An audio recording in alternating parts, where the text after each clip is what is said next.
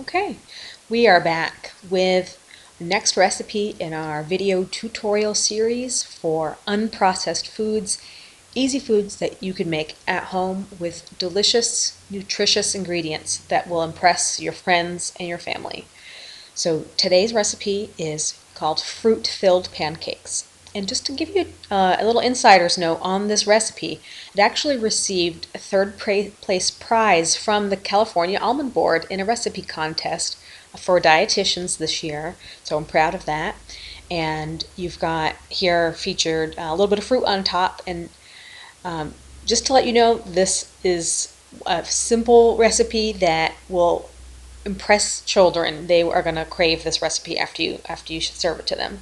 So let me get to what the ingredients are, just to show you how interesting it is. And heads up, this is a gluten-free, grain-free, sugar-free, recipe with no processed ingredients. Again, we're going with whole foods here, so for you to maximize your nutrition. So let's get to the ingredients. So there's a couple specialty ingredients again. One of them in this recipe being coconut flour. That might be something new you haven't heard of before, but coconut flour is available now in most health food stores. You can find it on the shelf. I think some people are starting to see it in other stores, but the other place that you're most likely to find it is online. So try Amazon or try just searching for coconut flour online. You'll be able to find some.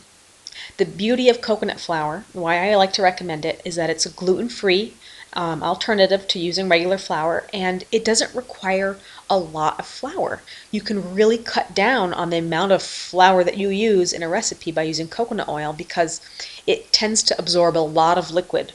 And when it absorbs a lot of liquid, you don't want to be drying out your recipe or making it too thick with coconut flour. So anyway, that's one of the main ingredients here. The other one is almond flour, and I do use this just to give a little bit of texture. It gives a little bit of bulk to the pancake.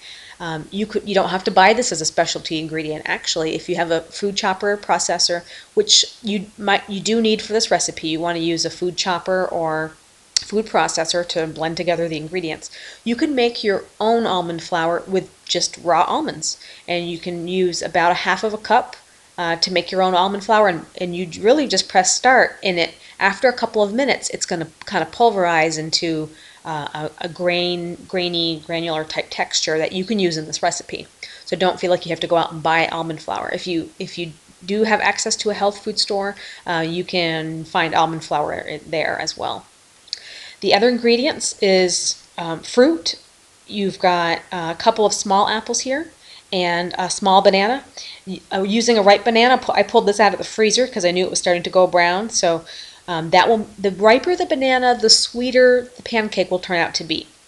You don't have to use a completely dark brown banana. Feel free to use a yellow banana. It will still have a really good consistency. It just won't be quite as sweet. But the apples make it sweet as well. So in essence, this pancake, actually, you don't even need syrup to eat it because it has a natural fruit sweetness. There are 2 eggs in this recipe. I like the protein that it gives, but if you wanted to make it vegan, you certainly could. A replacement for eggs that you can use is flaxseed, ground flaxseed, and it's about 2 tablespoons of ground flaxseed to replace 1 egg. So go ahead and use that replacement if you'd prefer. I like to add a little bit of cinnamon just to kind of give it that flavor, to kind of combine it. It will have a banana flavor the more ripe the banana is, but you can kind of blend it together with some spices. If you want to get creative, feel free to add more. I kept it simple by just using cinnamon. You don't have to use cinnamon. You could just use the fruit. So that's it. You've got coconut flour. One note is that if there are nut allergies in your family, if you're worried about nut allergies, you can skip the almond flour. You can just use coconut flour for this recipe. Usually coconut flour doesn't trigger a lot of the common nut allergies for kids, so you could skip that. So let me write this down in a list for you. It's only a 1/4 cup of almond flour, so just a little bit. I add it because I do like the texture, and it came in handy for the recipe contest that I was doing.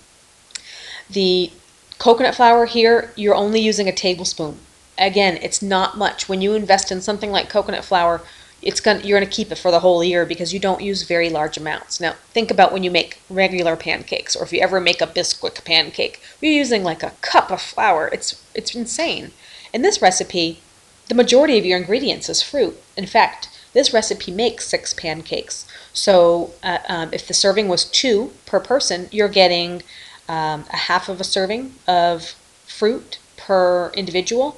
If the serving is, if you're doing 3 pancakes per person, and they're small, you're going to get a serving of fruit per person. So it's an excellent way to get a serving of fruit, and it's no joke. Again, and then here we've got an egg. So if you were to break it down, and you're actually getting an egg and a serving of fruit for breakfast in this recipe, really with minimal nuts, a little bit of almonds. So that's what you're getting, is real fruit. A tablespoon of cinnamon and a half a teaspoon of baking powder. I didn't think I had that on the slide before, but a little bit of baking powder helps to make them a little bit fluffier. So the key tool that you want is a food processor, and I actually would recommend getting one if you don't have one. It's a major time saver in the kitchen. It saves you from a lot of chopping. Now I did chop this apple up so it would fit in the food processor, but the amount of time that, it's 30 seconds, or not even, it's probably more like 10 seconds, and then you get your apples to look like this. So the apple and the banana went together and chopped it up into about this consistency. And I like that. To me, that makes a nice texture for the pancake. So if you want, and you don't want to dirty another bowl, and I'm a fan of keeping things simple in the kitchen and not making a big mess and saving my time and my energy, go ahead and add the rest of the ingredients to the food processor bowl. So I crack the eggs, I add my flour, I add my cinnamon, the baking powder, the coconut flour, the almonds. So that's all together, and you can just sort of pulse this a little bit till it combines. And that's it. I mean, in about 10 seconds, you're done making up your mix.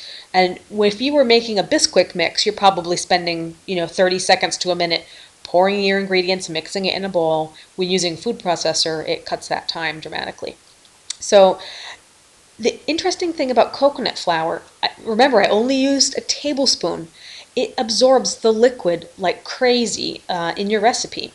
So here you've got what your texture starts to look like after it sort of sets a little bit. It's absorbing the liquid, so the liquid from the banana, the liquid from the apple, the liquid from the eggs, it's all getting absorbed. And the same thing will happen if you use the flaxseed in replacement of the eggs. The flaxseed has a way to sort of absorb water and sort of gel up, so you're going to get that adhesion quality that holds your ingredients together with a flaxseed.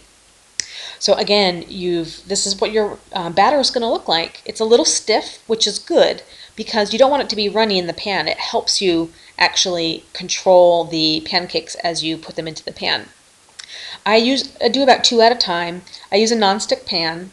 The caution here is that the banana, the natural in the banana wants to get crispy. It wants to burn. So you want to have your pan on a medium-low setting.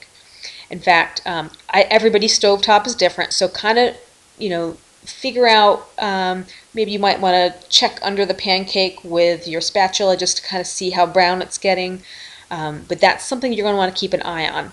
About 2 to 3 minutes per side is a good amount of time to get these pancakes stiff enough so that you can flip them.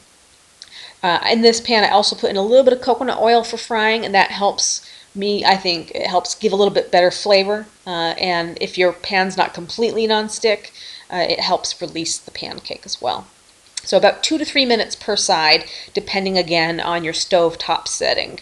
Medium-low is what I recommend, especially at the beginning, even though I think with every batch of pancakes that I make, I start off burning the first 1 or 2.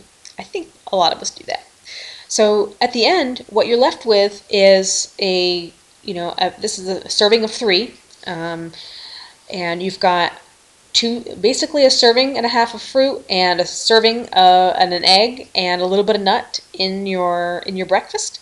I just garnish this a little bit with some frozen berries and some almond flour on top. And there's no syrup here. There's no added sugar in this recipe. It's really as simple as fruit and some protein. So I hope you enjoy this one, and stay tuned next time. We are going to be going over our recipe for prescription chocolate.